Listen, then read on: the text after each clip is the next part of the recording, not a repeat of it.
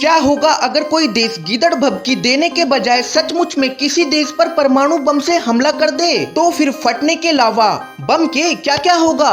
सबसे पहले तो जिस देश पर भी परमाणु बम से हमला होगा उस देश में हजारों लाखों बेगुनाह लोग अपनी जान गंवा बैठेंगे और कई सौ किलोमीटर तक रेडिएशन फैल जाएगा, जो हम इंसान और नेचर दोनों के लिए भी बिल्कुल अच्छी बात नहीं होगी। और अगर दूसरा देश भी परमाणु संपन्न है तो निश्चित रूप से परमाणु बम का जवाब भी परमाणु बम से ही दिया जाएगा।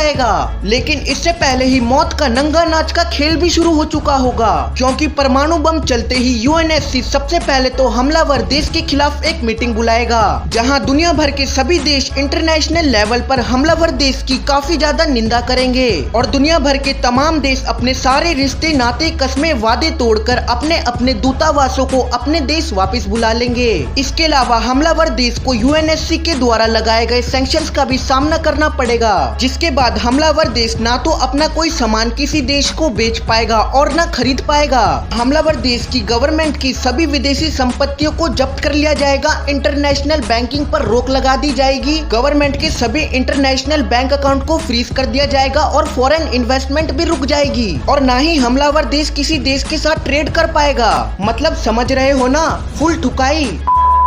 और अगर पैसा ही नहीं होगा तो आगे का युद्ध कैसे लड़ोगे?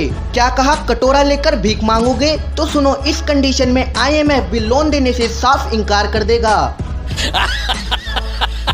कुल मिलाकर बात यह है, अगर कोई देश किसी देश पर परमाणु बम से हमला करता है तो यूएनएससी और दुनिया भर के तमाम देश इंटरनेशनल लेवल पर हमलावर देश का कुछ ऐसा हाल करेंगे।